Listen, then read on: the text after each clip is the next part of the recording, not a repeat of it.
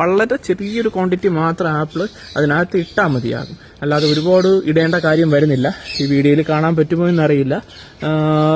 ചെറിയ രീതിയിലുള്ളൊരു മൂവ്മെന്റ് അതിൽ വരും. ഈ എന്താ പറയുക, വിനാഗിരി ഗ്രൂപ്പായിട്ട് നിൽക്കുമ്പോൾ നമുക്കത് കാണാനും പറ്റും.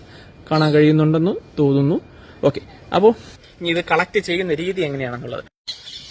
ഓക്കെ, ഒരു 2-3 ദിവസം കഴിയുമ്പോൾ നമുക്ക് ഇതിൽ നിന്ന് എന്ത് ചെയ്യുക, ഈ വിനാഗിരിയിൽ ഡെവലപ്പായി തുടങ്ങും. ഡെവലപ്പായി തുടങ്ങിക്കഴിഞ്ഞാൽ ഇത് എങ്ങനെയാണ് നമുക്ക് മീന് കൊടുക്കാം എന്നുള്ളത് നോക്കാം. സാധാരണ രീതിയിൽ നമുക്ക് ഇത്തിരി ഹാർഡായിട്ട് വരുന്ന ടിഷ്യൂ പേപ്പേഴ്സ് കിട്ടും. ആ ടിഷ്യൂ പേപ്പർ വച്ച ശേഷം ഈ ഒരു ലിക്വിഡ് ഇതിന്റെ പുറത്തെ ടിഷ്യൂ പേപ്പറിന്റെ വീഴ്ത്തിയ ശേഷം ആ ടിഷ്യൂ പേപ്പറാണ് യഥാർത്ഥത്തിൽ എന്ത് ചെയ്യുന്ന മറ്റ് വെള്ളത്തിൽ മുക്കിയ ശേഷം ആ വെള്ളമാണ് യഥാർത്ഥത്തിൽ ലിക്വിഡ് ഫോമിൽ നമുക്കിത് കൊടുക്കാൻ പറ്റൂ.